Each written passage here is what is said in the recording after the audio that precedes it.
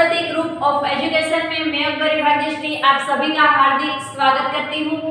विषय हिंदी कक्षा 8 और विषयांक है आज हमें पद्य पढ़ना है और पद्य नंबर 6 जिसका नाम है तूफानों की ओर और जिसके कवि है शिव मंगल सिंह सुमन। तो आज हमें इस पद्य के बारे में अभ्यास करना है। तो सबसे पहले हम सुमन जी के बारे में जानकारी प्राप्त कर लेते हैं। तो उनका जन्म 5 अगस्त 1915 को ग्राम जगरपुर जिला उन्नाव उत्तर प्रदेश में हुआ था। बनारस हिंदू विश्वविद्यालय में एमए पीएचडी अनेक अध्ययन संस्थाओं विश्वविद्यालयों तथा हिंदी संस्थान में उच्चतम पदों पर कार्य किया तथा अनेक देशों की यात्रा की। 1947 में नीति की बारात पर साहित्य अकादमी तथा 1993 में भारत भारती पुरस्कार से सम्मानित किया गया। तत्पश्चात 1974 में भारत सरकार द्वारा पद्मश्री से सम्मानित किया गया। जीवन के ज्ञान, युग का मोल, प्रलय, सृजन, विश्व बदलता ही गया, विंध्य हिमालय, मिट्टी की बारात, वाणी की व्यथा, कटे अंगूठों की बंधनवार। तो इस प्रकार उसकी रचनाएं हैं। तो छात्र आज हमें जो पद्य पढ़ना है जिसका नाम है तूफानों की ओर। तूफान, तूफान, आंधी, प्रलय, उसको हम बोलते हैं तूफान आया। तो तूफानों की ओर यहाँ पे कवि हमें बताते हैं कि किसी भी परिस्थिति आए, कैसी भी मुश्किल वक्त आए, लेकिन हमें उसका सामना करना है, उससे डर जाना नहीं है। परिस्थितियों के सामना करने से ही हमें सफलता अवश्य प्राप्त होती है। तो ऐसा ही कुछ काव्य आज हमें पढ़ना है। तो इस काव्य की शुरुआत में ही कवि क्या कहते हैं कि तूफानों की ओर घुमा दो नाविक निज पतवार। तूफानों की ओर। अब एक बात मैं आपको बता देती हूँ, इस ओर का अर्थ होता है तरफ, और अगर इसके ऊपर एक और मात्रा में लगा देती हूँ तो इसका अर्थ होता है अनेक। तो कवि यहाँ पे कहते हैं तूफानों की ओर घुमा दो नाविक निज पतवार। यहाँ पे एक शब्द आता है पतवार। पतवार का अर्थ क्या होता है? पतवार यानी कि नाव चलाने के लिए जो हमें लकड़ी का जो इस्तेमाल करते हैं तो उसे कहते हैं पतवार। जिसके आधार पर ऐसा करते वक्त माझी है वे नाव चलाते हैं, यानी कि जो नाविक नाव चलाता है तो उसे कहते हैं पतवार। जिस प्रकार पतवार आगे जाएगी उसी प्रकार नाव उसके आधार पर ही चलती रहती है। तो इसीलिए कवि यहाँ पे नाविक से कहते हैं कि तुम तूफानों की ओर घुमा दो। जिस तरफ से तूफान आ रहा है उसी तरफ हमें नाव लेकर चलना है। क्यों ऐसा कवि कहते हैं कि आज सिंधु में, सिंधु जो नदी का नाम है, आज सिंधु ने विष उगला है। विष उगला है। विष यानी कि विष का समानार्थी क्या होता है? जहर, गरल। क्या कहते हैं? लहरों का यौवन मचला है, आज हृदय में और सिंधु में साथ उठा है ज्वार। अब यहाँ पे कवि नाविक से कहते हैं कि हे नाविक, तुम तूफानों का सामना करने के लिए अपनी जो पतवार है वे कहाँ पे मोड़ देना है? तूफानों की दिशा में मोड़ देना है। आज समुद्र ने जहर उग लिया है। जहर, विष यानी कि जहर, उगला यानी कि उग लिया है।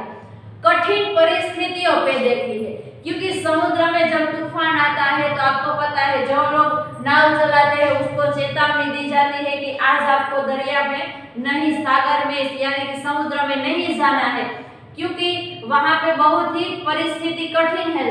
इसीलिए यहाँ पे कवि कहते हैं नाविक से कि कठिन परिस्थितियां पैदा हुई है, लहरें भी उभड़ कर तुम्हारी नाव को निगल जाना चाहती है।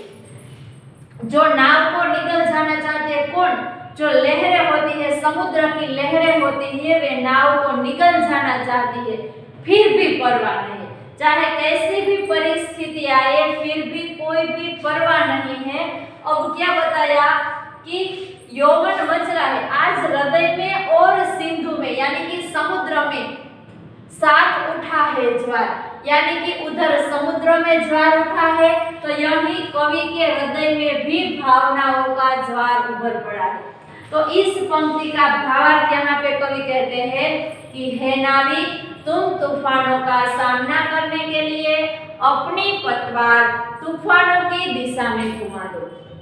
आज समुद्र ने जहर उगल लिया, चाहे ऐसा लगा समुद्र ने जहर पी लिया हो और बाद में तूफान मच गया हो, ऐसी परिस्थिति पैदा हुई है, कठिन परिस्थिति पैदा की है। लहरें भी उमड़कर तुम्हारी नाव को निगल जाना चाहती। लहरें इतनी बढ़ गई है कि किसको निगल जाना चाहती है? तुम्हारी नाव को।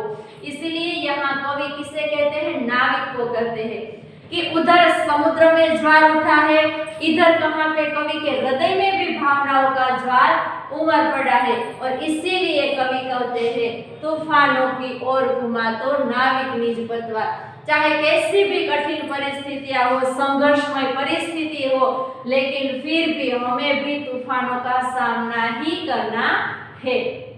तत्पश्चात अगली पंक्ति में कवि कहते हैं लहरों के स्वर में कुछ बोलो, लहरों के स्वरों में कुछ बोलो, इस अंधड़ में साहस तोलो, कभी कभी मिलता जीवन में तूफानों का प्यार।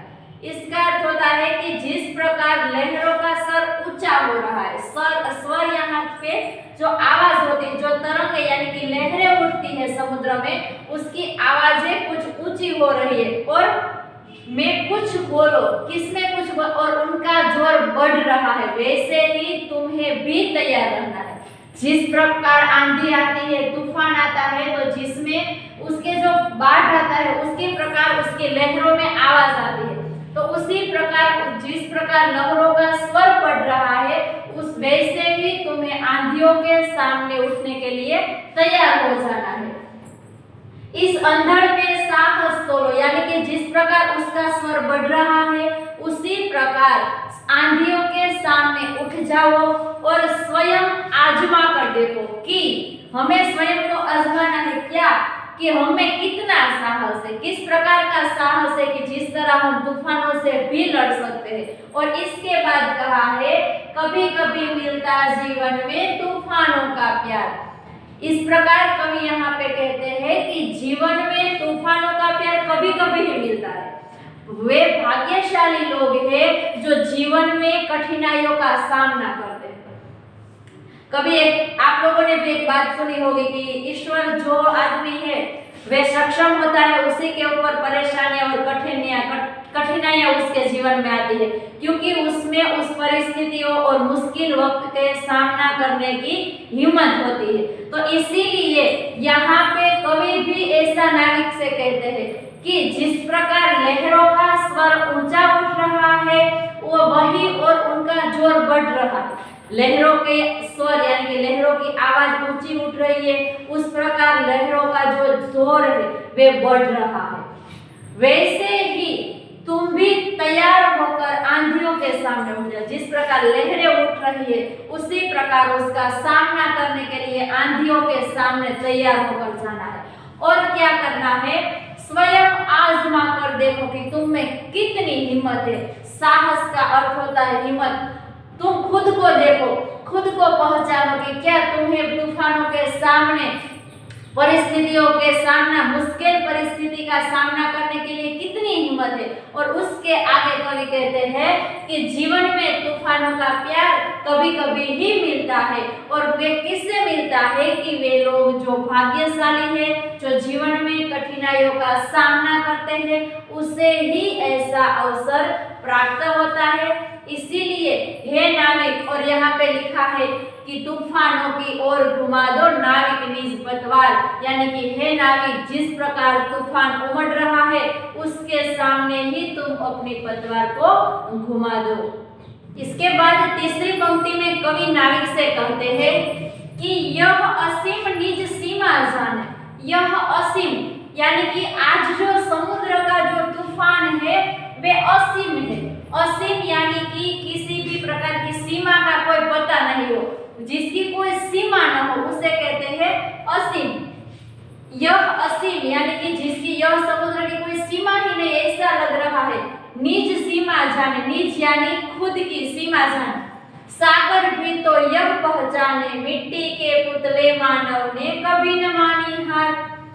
तो इसके आधार पर कवि कहते हैं कि यह समुद्र और वह तूफान आज शायद असीम दिखाई दे रहे हैं। कैसे दिखाई दे रहे हैं? असीम की जिसकी कोई सीमा नहीं। इस प्रकार यहाँ पे समुद्र ही असीम दिखाई दे रहा है और उसी प्रकार सामने कौन है? तूफान, वे भी आज असीम दिखाई दे रहे हैं। दोनों की कोई सीमा ही नहीं दिखाई दे रही है। इनका सामना शायद ही कोई कर सके, यानी कि क्या कहते हैं, कोई ऐसा इसका सामना नहीं कर सकते। शायद ही कोई ऐसा हो कि जो उसका सामना कर सके, लेकिन मनुष्य सब कुछ कर सकता है। मनुष्य है वे सब कुछ कर सकता है। मनुष्य के लिए किसी भी बात है वे असंभव नहीं है। वे नाविक इसीलिए कहते हैं, हे नाविक तुम अपनी नाव लेकर चलो और सागर को भी बता दो कि मानव मिट्टी का पुतला है। यहाँ पे बताया है मिट्टी के पुतले मानव ने कभी न मानी हार, कि मानव है वे मिट्टी का पुतला है पर समुद्र के सामने हार नहीं मानेगा। मनुष्य ने कहीं भी अपनी हार नहीं मानी है। ये पंक्ति बहुत ही बढ़िया है। इसमें कवि कहते हैं कि यह समुद्र और तूफान आज असीम दिखाई देते हैं, उनका सामना शायद ही कोई कर सके है, लेकिन मनुष्य है जो मनुष्य ऐसा है कि जो सब कुछ कर सकता है। हे नाविक तुम अपनी नाव लेकर चलो और सागर को भी बता दो। आगे ही चलना है और उस समुद्र, इस सागर को तुम्हें बता देना है। क्या बता देना है? कि मिट्टी के पुतले मानव, यानी कि मानव है वे किसका पुतला है? मिट्टी का पुतला है। फिर भी पर वह समुद्र के सामने हार नहीं मानेगा। भले मानव मिट्टी का पुतला हो, लेकिन फिर भी समुद्र के सामने हार नहीं मानेगा और मनुष्य ने कभी भी अपनी हार नहीं मानी है। इसीलिए यहाँ पे कवि नाविक को कहते हैं तूफानों की ओर घुमा दो नाविक निज पतवार। इसके आगे अब कवि कहना चाहते हैं कि सागर को अपनी क्षमता है, यानी कि समुद्र के पास अपनी लहरों की शक्ति है। तत्पश्चात पर मांझी भी कब थकता है? मांझी यानी कि नाविक, पर मांझी के पास भी हिम्मत है ना।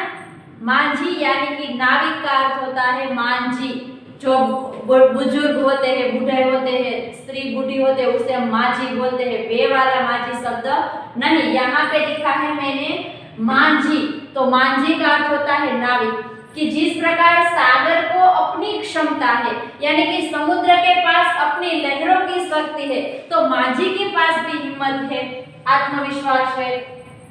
वे कब थकता है? और जब तक सांसों में स्पंदन है, स्पंदन। तो इस प्रकार बोलते हैं आत्मविश्वास की जब तक नाविक की सांसें चल रही है तब तक वह उसका हाथ नहीं रुकता, तब तक वह अपनी नाव आगे ही आगे बढ़ाता ही जाएगा। उसके बाद कहते हैं इसके ही बल पर कर डाले सातों सागर पार। हे नाविक तुमने अपनी हिम्मत और ताकत के सहारे सातों सागर पार, सातों यानी कि सात समुद्र पार कर डाले हैं। अपनी नाव के साथ इस प्रकार आगे बढ़ते रहो। हे नाविक तुम अपनी पतवार तूफानों की ओर घुमा दो। तो इस पंक्ति का भावार्थ होता है कि जिस प्रकार सागर को अपनी क्षमता है, यानी कि समुद्र के पास अपनी लहरों की शक्ति है, उसी प्रकार मांझी के पास भी हिम्मत है, आत्मविश्वास है, वह थकता नहीं है, थकना जानता ही नहीं है। और उसके बाद कहा है कि जब तक नाविक की सांसें चल रही है तब तक वह अपनी नाव आगे ही आगे बढ़ाता ही जाएगा। वे नाविक से कहते हैं, हे नाविक तुमने अपनी हिम्मत और ताकत के सहारे 7 समुद्र पार कर डाले हैं। कितने समुद्र? 7 समुद्र है वे पार कर डाले हैं। और उसके बाद कहते हैं क्या है? 7 सागर पार। और लास्ट पंक्ति आ जाती है तूफानों की ओर घुमा दो नाविक निज पतवार। यानी कि सातों समुद्र पार कर डाले हैं अपनी नाव के आधार पर। इस प्रकार हे नाविक तुम आगे ही आगे बढ़ते जाओ और हे नाविक तुम अपनी पतवार तूफानों की ओर घुमा दो। तो छात्रगण यहाँ पे जो ये काव्य है तूफानों की ओर, तो शिव मंगल सिंह सुमन द्वारा रचित यहाँ पे खत्म होता है। तो इस काव्य में संघर्ष में बात की गई है। जिस प्रकार सोना उगलते जो सोना है वे तब के ही आखिर उसका जो चमक आती है वे बाहर आती है, वे सोना निखर जाता है अग्नि में तपने के बाद ही। उसी प्रकार हमें संघर्ष से सामना करना है, जिसके आधार पर आज जो नाविक है वे सातों समुद्र पार कर चुका है। कैसे, किस प्रकार?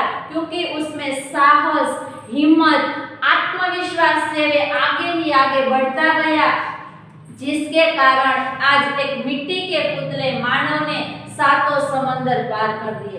इसीलिए यहाँ पे कवि हमें यही बात बताना चाहते हैं कि हमें कोई भी कार्य करना हो साहस से करना है, आत्मविश्वास से करना है। और अगली पंक्ति में कवि ने बताया था ना कि वे लोग भाग्यशाली होते हैं कि जिसको कठिनाइयों का सामना करना पड़ता है। तो भगवान है, ईश्वर है, उसे ही परिस्थिति का सामना करने के लिए देते हैं जो आदमी अडग हो, अडग आत्मविश्वासी हो, कि जो किसी भी तरह की मुश्किल परिस्थिति आती है तो उसका वे सामना करने के लिए पूरी तरह से सक्षम हो।